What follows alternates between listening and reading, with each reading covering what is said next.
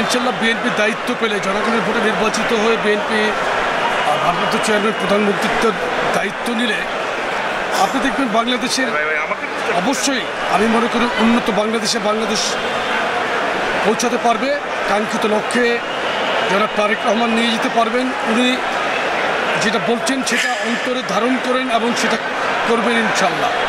বাংলাদেশকে উনি নতুন বাংলাদেশেই উনি নিয়ে যাবেন ইনশাল্লাহ। আপনারা জানেন দীর্ঘ 16 বছর স্বৈরশাসক এই দেশের রাষ্ট্রীয় ক্ষমতায় অধিষ্ঠিত ছিল। তারা এই দেশের বাক স্বাধীনতাকে হরণ করেছিল, মৌলিক অধিকারকে হরণ করেছিল। আমাদের জুলাই এবং আগস্টের যে আকাঙ্ক্ষা সেটা হচ্ছে আমাদের বিবেচ্য বিষয়।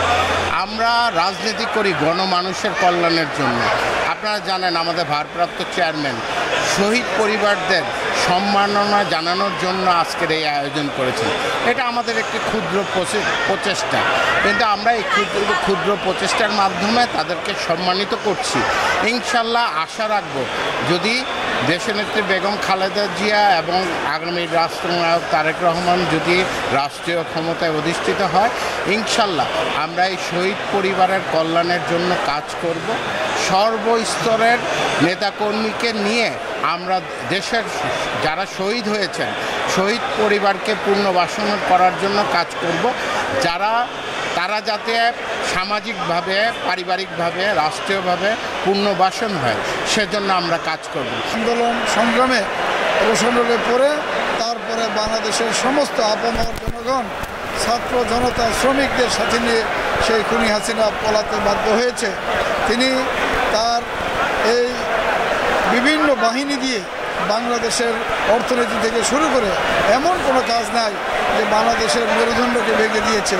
তারই আজকে এই ফসল। আমরা মনে করি যে বিগত দিনে যেমনিভাবে এই দেশ পরিচালনার অভিজ্ঞতা বিএনপি রয়েছে, ইতিমধ্যে আমাদের ভারপ্রাপ্ত চেয়ারম্যান জনাব তারেক রহমানের নির্দেশে আমরা জাতীয়তাবাদী শক্তি ঐক্যবদ্ধ। আমরা আগামী দিনে আগামী ফেব্রুয়ারি মাসে আমাদের জাতীয় নির্বাচন হবে। সেই নির্বাচনে আমরা অবশ্যই বাংলাদেশ জাতীয়তাবাদী দল সফল হবে এবং সরকার গঠন করবে। এই দেশ রাষ্ট্র পরিচালনার জন্য আমাদের পার্টির ভারপ্রাপ্ত চেয়ারম্যান জনাব তারেক রহমানের নির্দেশ রয়েছে যে একটি সুন্দর, অবাধ, নিরপেক্ষ নির্বাচন হবে। সেই নির্বাচনে ইনশাল্লাহ বাংলাদেশ জাতীয়তাবাদী দল বিজয়ী হবে এবং রাষ্ট্র পরিচালনার দায়িত্ব গ্রহণ করবে। এটা দেশবাসীর কাছে আমরা খুবই আনন্দিত এবং গর্বিত যে আমাদের চেয়ারম্যানের নির্দেশে আগামী দিনে ইনশাল্লাহ আন্দোলন সংগ্রাম হবে। ধন্যবাদ।